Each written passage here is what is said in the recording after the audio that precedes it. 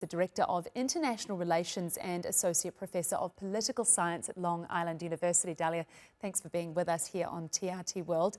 Now, a lot of talk about this deal. How can we be sure it will be different to the deal that we've seen breached, broken so many times? How can we be sure Israel will honour its side?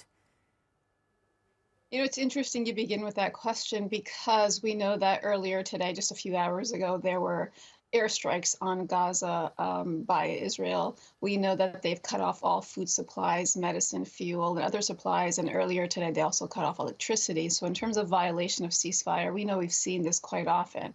Now, the first phase ended on March 1st. Without the agreement moving forward on phase 2. And so we've been in limbo for about a week. Now, what's also happened is that President Trump has made some interesting statements, as well as his negotiators and Steve Witkoff on his behalf. And so now we have some wrenches being thrown into the mix, if you will. And so a couple of things could happen. If Hamas does not agree to Israel's new timeline of phase 1 being extended all the way to mid-April, they could return to hostilities. And we know that we've seen from their IDF commanders speaking on Israeli news media outlets that they are ready to launch a renewed offensive that would be very massive and destructive in their own terms. The second is that we could return to wider hostilities if Hamas does not concede to these measures. But also now we have the U.S. coming into play and negotiating in a different way. Well, we know that they want the release of Mr. Alexander, the American being held. President Trump is into these very big symbolic gestures. So the fact that we have the U.S. envoy Witkoff and Mueller going to Doha tomorrow signals a shift and change in the way negotiations will be held. Now, we know Trump is also a wild card. He's also said that Gaza is ours for the United States and will be the Riviera of the Middle East. And Hamas has limited days. But also, you heard today the chief negotiator saying that we will speak with Hamas. So there's a lot in the air, a lot of limbo, but also a level of uncertainty on how Israel will respond, and now that the U.S. has entered the negotiations.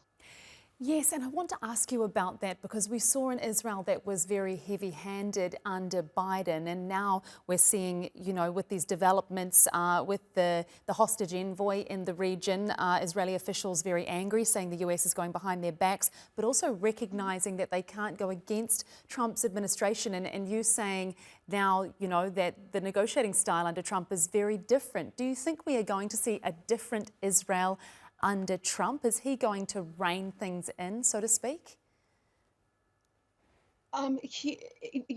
Everything's up in the air. We know that President Trump has a different goal in mind, and his goal is to go back to the Abraham Accords, a very economic deal, and that he wants the rebuilding of Gaza to be an economic deal, mainly for the United States and for Israel.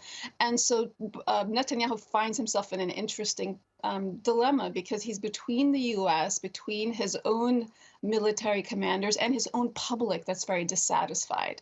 So while the jury is out, but even here in the United States, we have President Trump making statements like this is the last warning to Hamas, and then the envoy Mueller saying, well, they're actually nice people to talk to.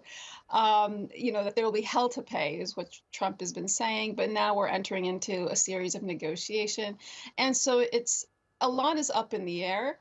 However, I think the coming in of Trump is perhaps going to either change it in a direction that was not anticipated, but also on the space of the Palestinians, the fact that phase 2 has not yet begun means that we're now renegotiating the peace agreement in a way, where phase 2 was about the end of the war and phase 3 was about governance and rebuilding. It seems that those are coming off the table.